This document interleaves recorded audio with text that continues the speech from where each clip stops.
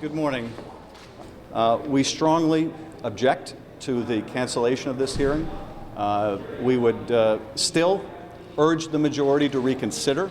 The witnesses have made it clear to us they are still available, and we would urge that that hearing be allowed to go forward.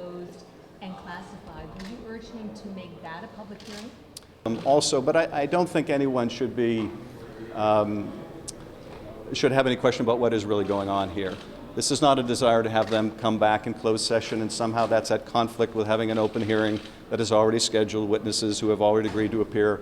That is at most a dodge. We welcome them coming back at any time, but what really is involved here is the cancellation of the open hearing, and I think the rest is designed to simply distract from that point. You know, I think that there must have been a very strong pushback, from the White House about the nature of Monday's hearing. It's hard for me to come to any other conclusion about why an agreed-upon hearing would be suddenly canceled. Clearly, it had to do with the events of this week.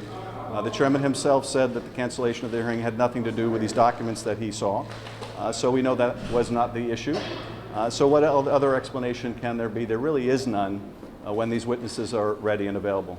This could be obstruction of justice by denying this public hearing. It had been my hope, it's still my hope. It may be hope against hope, that there's some way that we can do that, but I have to say I'm deeply discouraged by this week's events.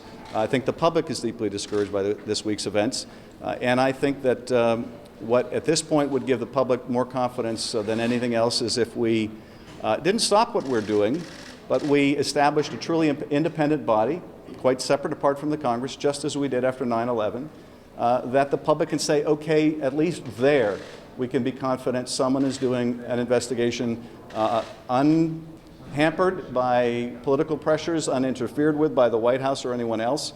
And I think this week's events have made that all the more necessary. Huge staff, so I don't want to represent whether I've heard from anyone affiliated with the prior administration. The bottom line is still the same. And what's happened is that accusation has now damaged our relationship with our British allies. I think the comments the President made with Angela Merkel were, to be charitable, the most tasteless I've seen in a meeting of heads of state, and can only be damaging to that relationship.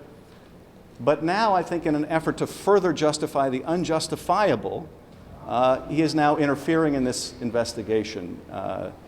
And I think the fact that the chairman's press conference was at the White House is not only symbolically important, it's important in terms of understanding what's really going on here. Because of the extraordinary way that the chairman has introduced that effort to defend the indefensible has led us down this terrible rabbit hole and threatens the integrity of the only investigation that's authorized in the House.